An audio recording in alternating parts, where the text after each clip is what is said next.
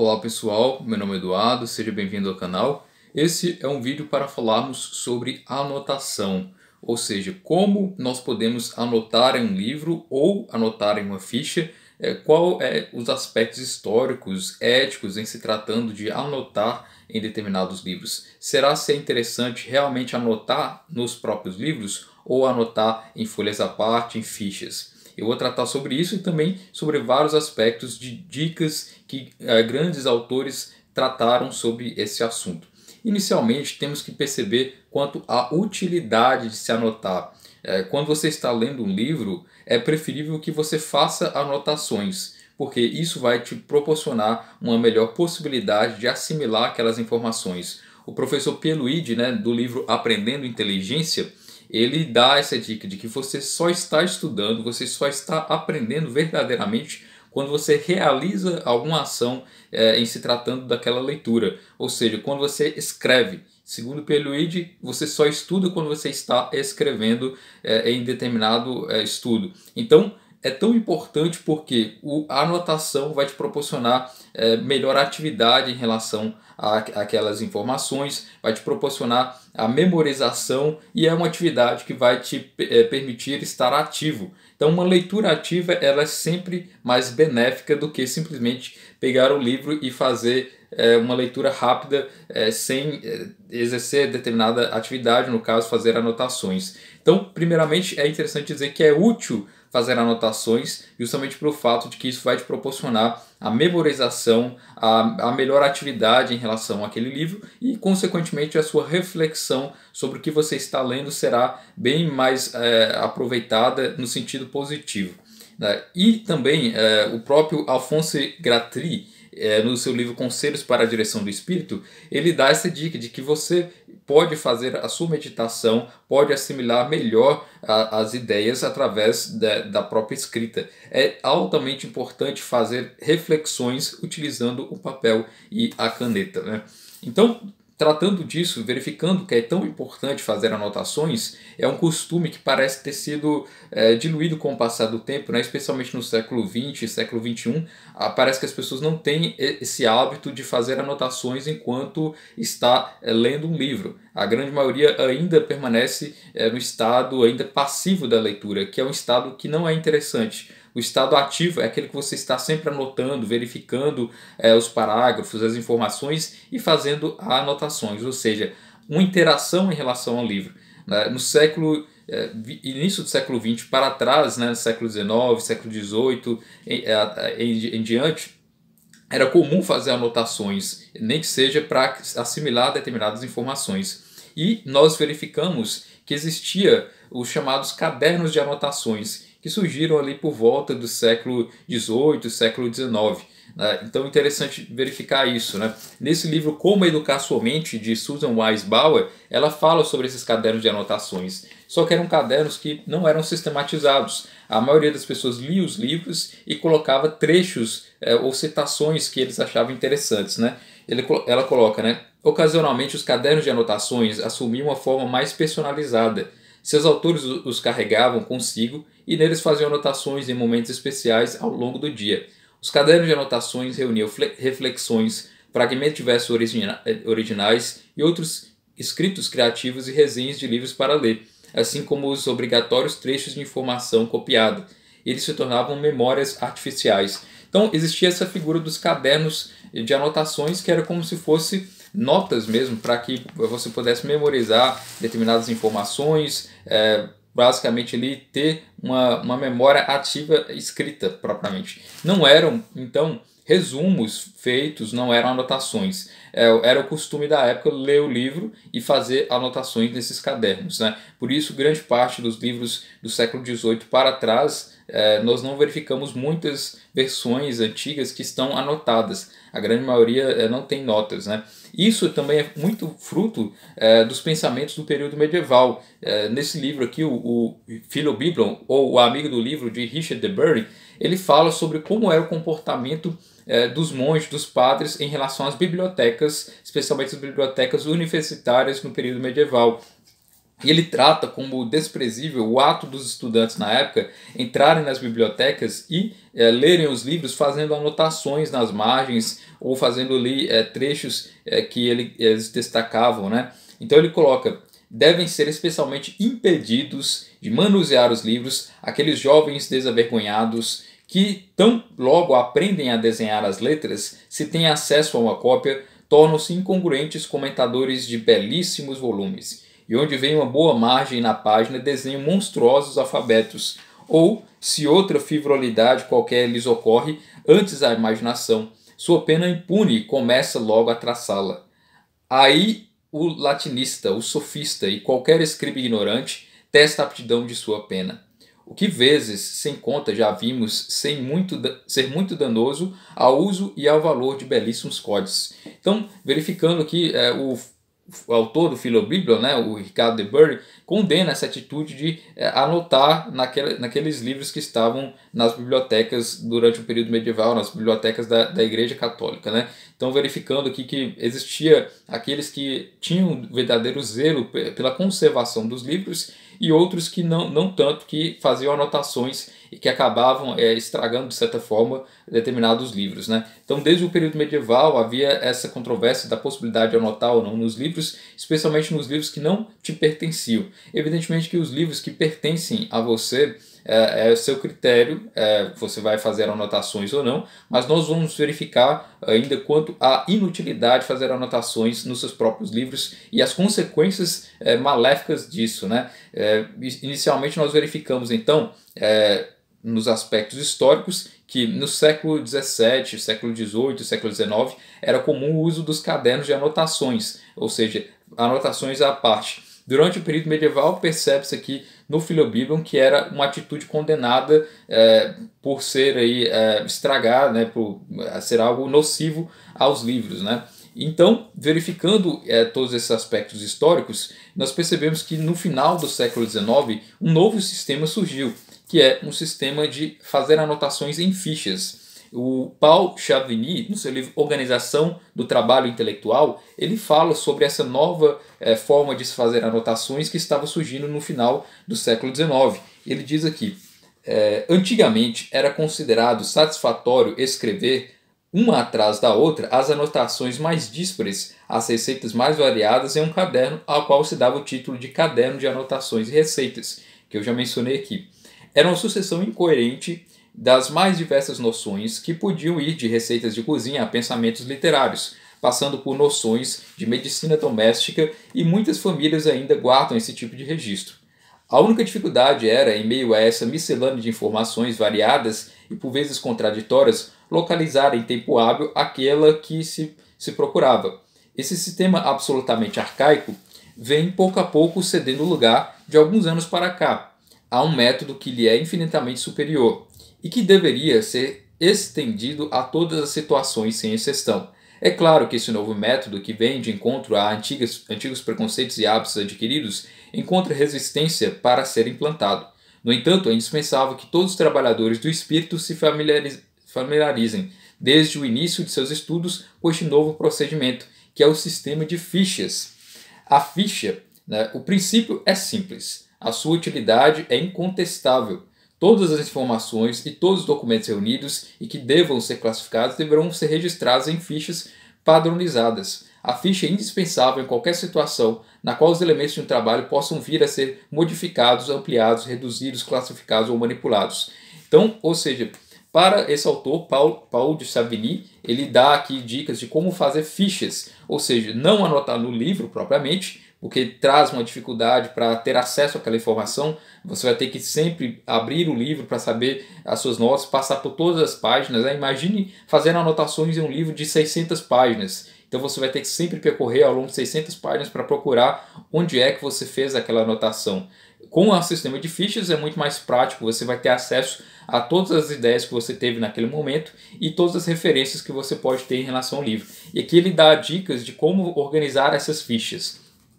Dentro dessa ideia das fichas também, o próprio Sertilanges, no livro A Vida Intelectual, ele também trata dessas fichas. Não é à toa que ele cita como referência a obra de Paul Chavigny na Organização do Trabalho Intelectual. para Certilantes era interessante você fazer anotações em fichas e não no próprio livro, né? E ele coloca aqui, né? O método mais prático de todos para a maioria dos trabalhos, parece-me, é o método de fichas. Tome fichas de um papel suficientemente consistente, com um tamanho uniforme, que você determinará de acordo com o comprimento médio das suas notas.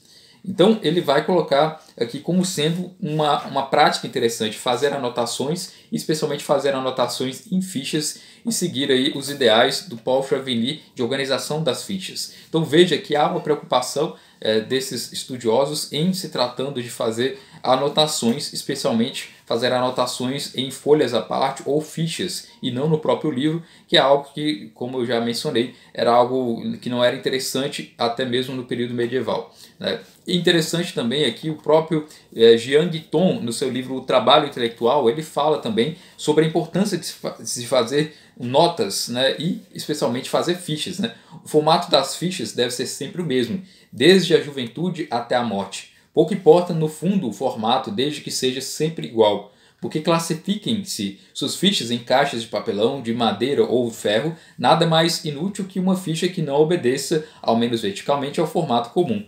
E aí ele vai falando sobre a importância de se ter as fichas e ter essa organização em se tratando de fichas. E ele ainda coloca, né, uma nota tomada com cuidado deveria ser capaz de servir aos nossos amigos e aos nossos descendentes. Se fôssemos muito a adotar o mesmo formato, se nos obrigássemos a escrever legivelmente como se tivéssemos de entregar o texto para publicar na mesma noite, o trabalho em comum seria possível. Então veja a importância que o Jean Guiton dá para as notas. Você tem que fazer anotações que sejam suficientemente claras e precisas, como se outras pessoas fossem ler essas anotações, e fazer anotações em fichas propriamente, né? Então esse é o conselho do Jean Guiton. Também aqui o Julius Payot, no seu livro O Trabalho Intelectual e a Vontade, ele trata também de fazer anotações. Ele diz, né, quanto às anotações feitas durante as leituras edificantes, é preciso fazer cadernos especiais. Aí encontraremos a voz amiga e as palavras tonificantes dos melhores dentre os mais antigos que nós.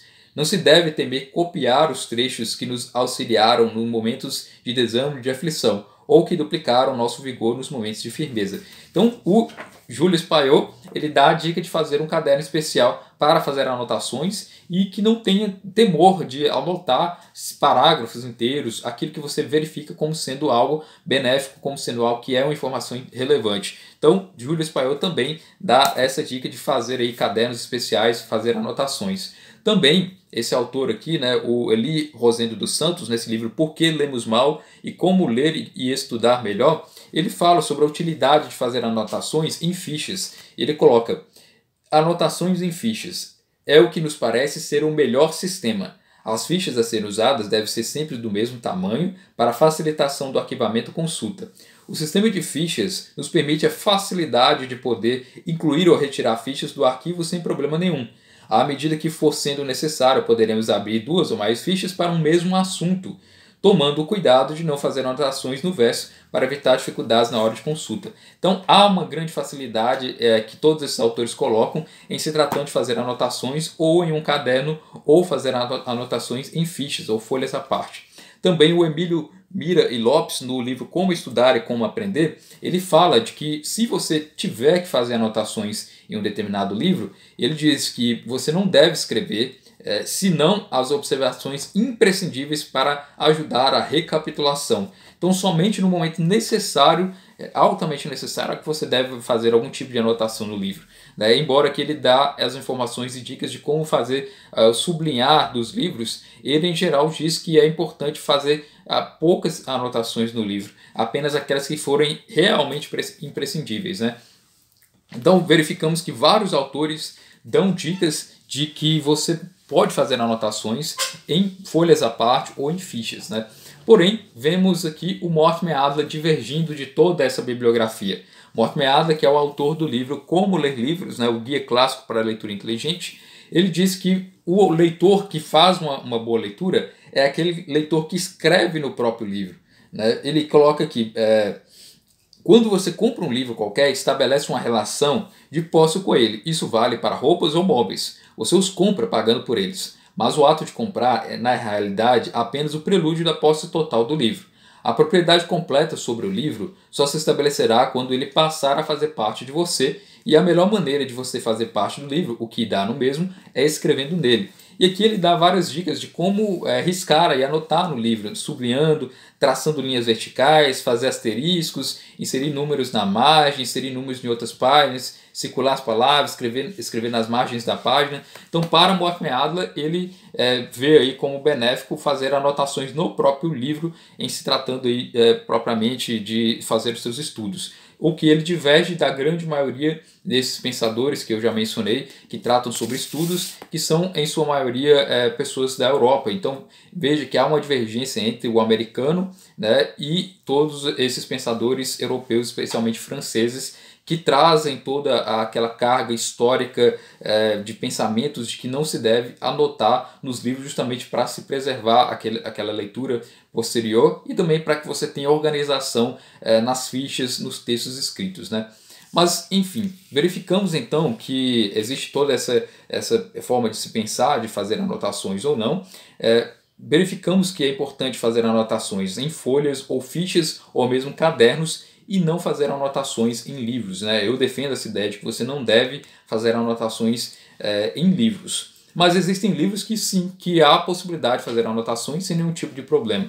Por quê? Existem livros que são destinados a esse tipo de leitura ativa em escritos. Por exemplo, livros técnicos que você realmente tem que fazer ali contas matemáticas, né? Ou livros didáticos que você tem que fazer realmente anotações, e que são livros práticos em se tratando de assimilar aqueles conhecimentos.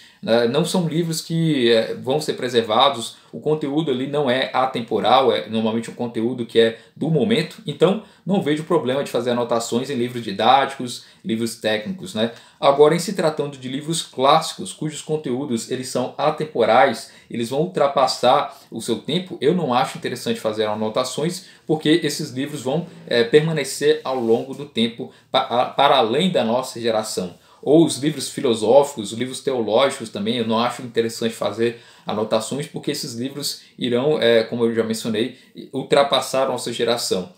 Agora, livros de entretenimento, né, por exemplo, você vai ler ali o livro do Harry Potter, Stephen King, não há nenhum motivo para você fazer anotações. Normalmente, livros de entretenimento, você lê as páginas passando elas, né, conforme os acontecimentos, e vai passando as páginas e lendo os acontecimentos. Não há ali uma motivação para fazer anotações. Então, nos livros clássicos, da literatura clássica, nos livros filosóficos, nos livros teológicos, a recomendação é seguir justamente o que esses grandes autores, Sertilanges, Ulysse Payot, Jean Guiton, todos esses autores falavam. É fazer fichas para livros clássicos, livros filosóficos, livros que tenham aí uma maior carga de informações e que sejam aí, livros que vão te edificar propriamente. Agora, livros de entretenimento não há necessidade, e livros técnicos, livros práticos, fazer anotações não há nenhum tipo de problema, porque são livros que vão se alterar com o passar do tempo também, as informações, e que eles estão presos justamente à época daquelas informações, né? Então, eu verifico para vocês que há toda essa gama de informações interessantes que nós verificamos aqui, né, em se tratando de anotar livros, e eu não anoto nos livros. Eu vejo isso como uma atitude que não é benéfica em se tratando da vida intelectual. Nesse ponto, há uma divergência entre o que eu penso em relação a Mortimer Adler, embora ele seja um grande autor que eu admiro bastante, mas eu adoto a tendência dos pensadores europeus, especialmente o Sertilanges e todos os outros que eu já mencionei, que são a grande maioria que prezam pela anotação em folhas à parte ou em fichas, né? Por que não anotar nos livros? Primeiramente porque seus livros eles irão ultrapassar o seu tempo. O livro ele não é apenas um conjunto de informações. Para aqueles que pensam que livro é apenas um conjunto de papel, eu não vejo dessa forma. Porque os livros, além de ser um instrumento, além de ser um objeto, eles são o repositório, eles são o local em que está depositado as informações, o conhecimento do passado. E o livro, sendo bem conservado, esse conhecimento vai ser preservado ao longo do tempo. Aí você pode se questionar, né? Mas nós estamos na era da informação, existe tecnologia, né? E temos computador, internet, nós não precisamos nos preocupar mais com a forma de se manter e preservar o conhecimento como existia antigamente, né? Na Idade Antiga, no período medieval. E eu vejo isso como um equívoco, uma confiança muito grande na tecnologia atual. Por quê? O livro, em geral, ele é a informação independente de esforço humano, de atitude humana. Né? O livro, por si próprio, ele traz aquela informação e pronto. Uma vez armazenado e uma vez conservado, ele vai permanecer durante muitos anos com essa informação arquivada. Agora, e-books, informações online, livros que estão em formato digital, dependem necessariamente de uma atitude humana. Como assim depende de uma atitude humana? Eles precisam de energia, que é, na verdade, uma atitude humana, porque precisa de existir alguém que trabalhe, né, nas usinas, nas formas de se transmitir aquela energia para que aquela informação ainda esteja disponível.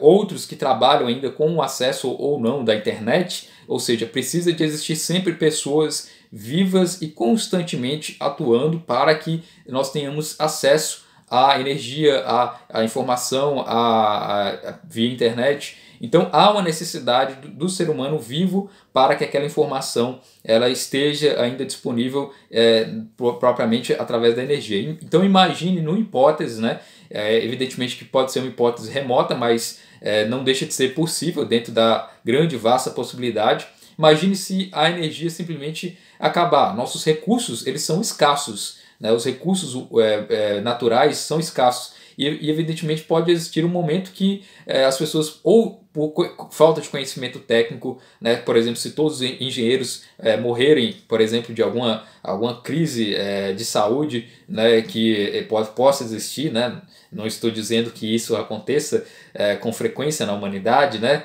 mas já aconteceu vários momentos ao longo da história da humanidade de que muitas pessoas faleceram em virtude de determinadas situações de saúde.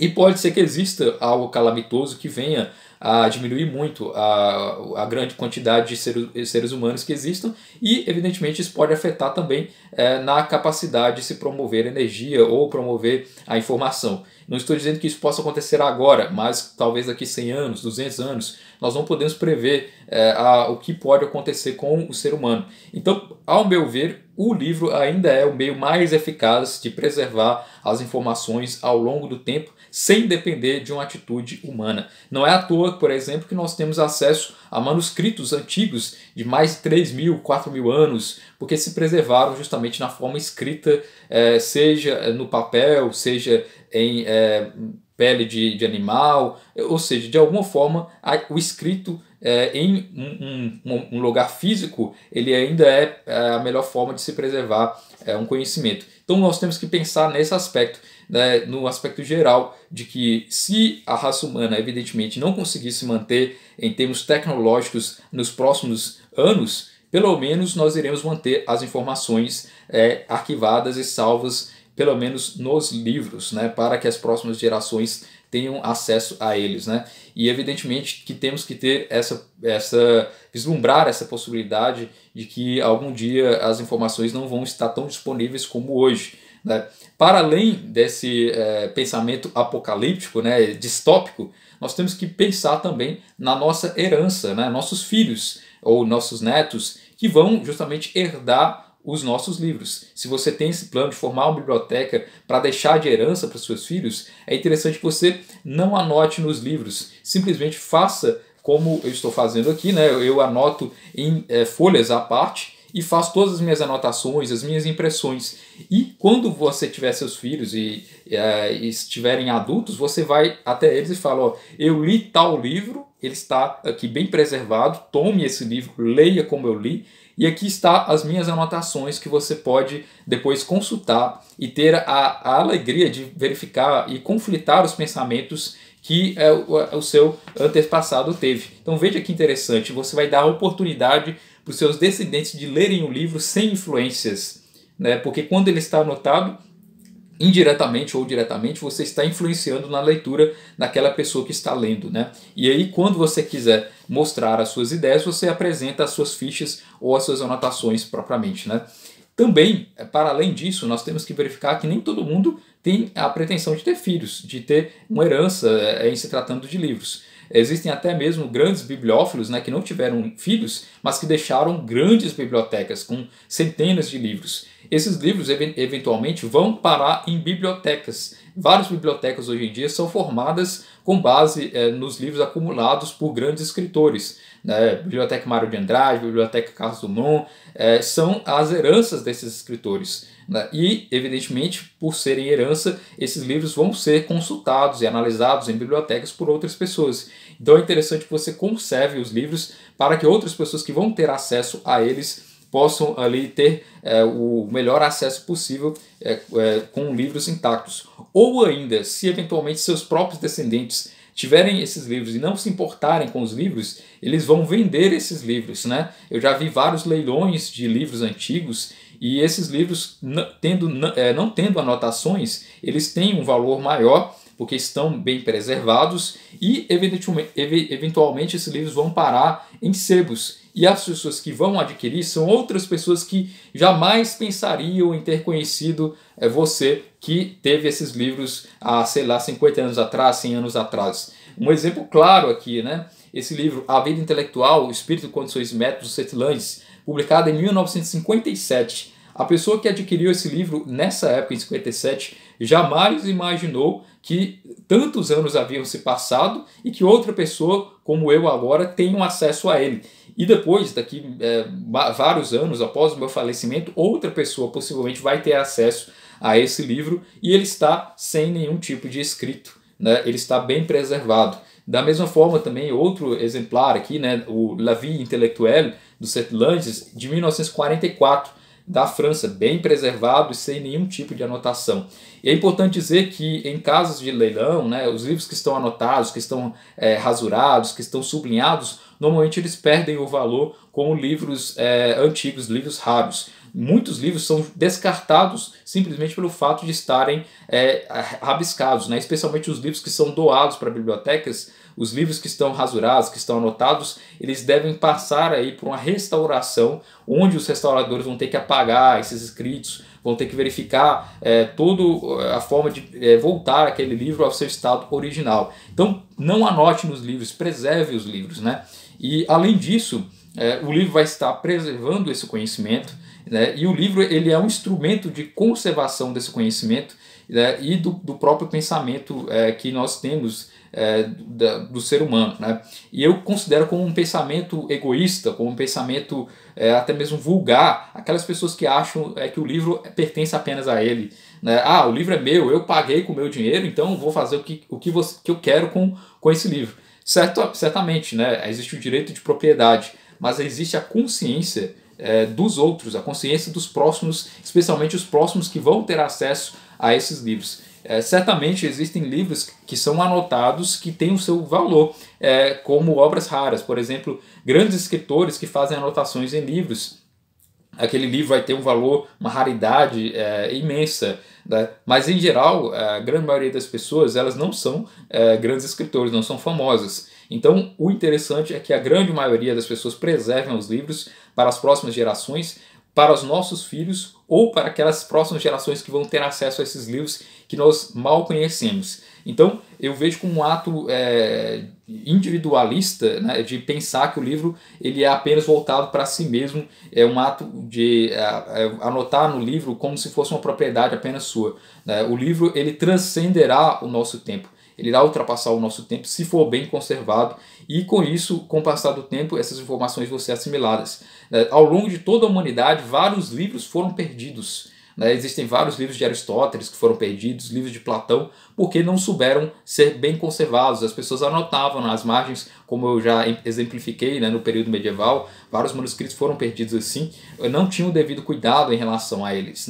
Então eu espero que as gerações que têm agora acesso aos livros possam também preservar esses livros. Aí você diz, mas existem muitos livros publicados hoje em dia, e nós não precisamos nos preocupar com isso porque vai existir vários exemplares sempre disponíveis. Aí é que está a questão de prever ou não o futuro. Nós não sabemos sobre como vai ser a conduta no futuro. Como eu mencionei, a ausência de energia ou não, no futuro nós não sabemos, os recursos são escassos, ou ainda a ideia de preservar a publicação. Você pode dizer que sempre vai existir editoras, eu não conto com isso. porque também depende de uma atitude humana. Pode ser que no futuro, por exemplo, exista aí algum presidente ou algum pensador que vai influenciar o mundo a não cortar árvores para publicar livros em papel. Então imagina isso, né? Os livros vão deixar de existir justamente porque algum ambientalista no futuro prega a ideia de que não se deve nem mesmo fazer indústria de publicação de livros físicos, né? E então pode existir isso, um certo combate aos livros físicos como sendo algo imoral, algo contra a natureza. Nós precisamos preservar a natureza e, portanto, os livros físicos eles deveriam ser deixados de lado e serem prioritariamente utilizados os livros virtuais, os livros digitais. Então veja, nessa hipótese, ainda que seja distópica, né, um futuro pós-apocalíptico, mas não deixa de ser possível. Já existem pessoas com ideologia nesse sentido, de que não deve existir livros em formato físico. Por incrível que pareça, existe essa ideia. Gente que diz que deve se preservar o conhecimento, já que existe online, né, em formato digital, não há necessidade de se publicar livros físicos. E veja que, uma vez que nós iremos depender apenas dos livros digitais, eles são facilmente manipuláveis. Os livros digitais eles podem ser modificados se eventualmente algum governo autoritário vier a ter acesso a algum tipo de informação que ele quer esconder. Ele simplesmente altera todos os tipos de e-books, de informações propriamente. Enquanto que o livro, uma vez publicado, uma vez impresso, ele só será modificado se alguém rasgar ou se alguém alterar esse livro no seu aspecto físico, né? Então, por vários aspectos, primeiro pela utilidade, segundo pela questão da herança cultural que nós devemos ter, o legado que nós vamos ter para as próximas gerações de conservação de livros, o cuidado de saber que as informações devem ser preservadas e por todos os conselhos que esses grandes intelectuais deram, é que eu adoto essa ideia de que nós devemos anotar, fazer anotações em folhas à parte, né, e que nós devemos preservar os livros para as próximas gerações da melhor forma possível. E espero que você que está me assistindo 100 anos adiante desse vídeo ou 50 anos adiante desse vídeo, você tenha em mente que eu fiz o possível dentro das minhas possibilidades para preservar o conhecimento com aquilo que eu tive acesso. E espero que as pessoas que estão lendo os meus livros da minha biblioteca no futuro façam um bom proveito e não anote nos livros, guarde, porque isso é um legado não apenas da nossa geração, mas para as próximas gerações. Então é isso, muito obrigado pela atenção, espero que você tenha gostado desse vídeo, deixe os comentários sobre o que você acha de anotar ou não nos livros, compartilhe esse vídeo para aquele amigo seu que vive rabiscando os livros, né, e não pensa nas próximas gerações, não pensa nas consequências e não pensa na utilidade que de fazer anotações em fichas ou folhas à parte. E é isso, muito obrigado pela atenção, até o nosso próximo vídeo.